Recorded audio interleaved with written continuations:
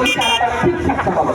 আপনার তো ফ্রিজ থাকে, আপনার তো কারেন্ট থাকে না, কিন্তু উত্তরাবাসীর কারেন্ট থাকে, ধানমন্ডিবাসীর কারেন্ট থাকে, গুলশান বনানীবাসীর কারেন্ট থাকে। তার কিন্তু ফ্রিজে খাবার রাখলেই তার খাবার ঠিক থাকে, আপনার খাবার ঠিক থাকে না। সেই জন্য আপনাকে বেশি দাম দিয়ে ভালো চাল কিনতে হয়, যেই চাল অনেক বেশি সময় ঠিক থাকে।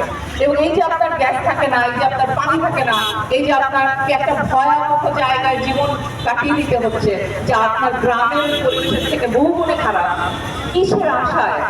কার উন্নতির আশায়?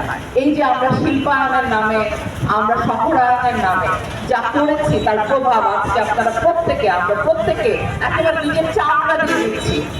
এই শিল্পায়ন, এই শহরায়ন, এই অপরিকল্পিত উন্নয়ন, এর কারণে গাছ নাই, পরিবেশ ধ্বংস হয়ে গেছে।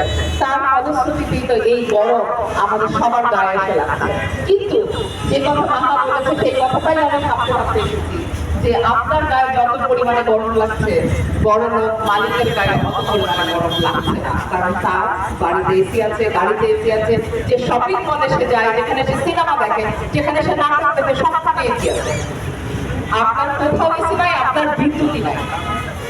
সুতরাং আপনি যে বেঁচে থাকতে চান, আপনি যে একটা ভালো ভবিষ্যৎ আপনার সন্তানের জন্য করতে চান, এই ভবিষ্যৎটা করতে হলে ব্যক্তি হিসেবে একা, যেরকম সবুজ ভাই বলেছেন, কেউ আপনার গায়ে হাত দিয়ে কথা বললে তাকে চোখে চোখ তাকিয়ে বলতে হবে যে এটা অন্যায়, এটা অন্যায্য, এটা আপনি করতে পারেন না। ঠিক একইভাবে আপনাকে যখন ওভারটাইম দেবে না, তখন একইভাবে চোখে চোখ রেখে বলতে হবে।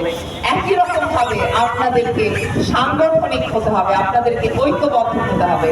যে একতার প্রয়োজন আমরা পৃথিবীর ইতিহাসে বারে বারে দেখেছি। যার ক্ষমতা নাই, একটাই তার ক্ষমতা, সেই ক্ষমতার মূল উৎস হচ্ছে একতা। আপনারা যদি একসাথে থাকেন, তাহলে এই ক্ষমতার সাথে কেউ পারবে না।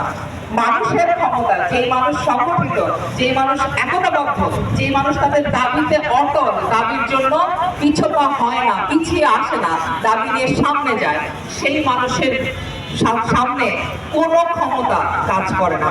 সেই মানুষের ক্ষমতাই সবচেয়ে বড় ক্ষমতা। সংগঠিত জনতার ক্ষমতাই সবচাইতে বড় ক্ষমতা। সংগঠিত শ্রমজীবী মানুষের দাবির ক্ষমতাই সবচাইতে বড় ক্ষমতা।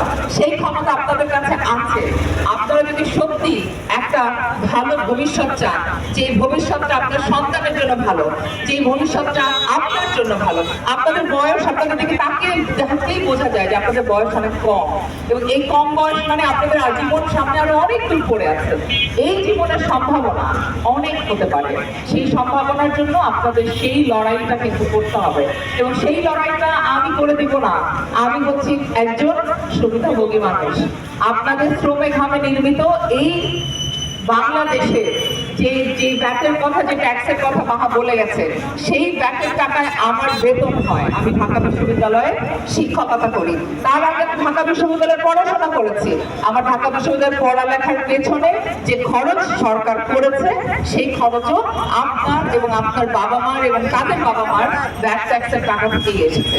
সুতরাং আমাদের জীবন সুবিধাভোগের জীবন, আপনাদের জীবন লড়াইয়ের জীবন। কিন্তু এই লড়াইয়ে আপনাদের সাথে কখনো কখনো এরকম সাথীদেরকে পাওয়া যায়, যারা সংগঠিত করতে সহায়তা করে, যারা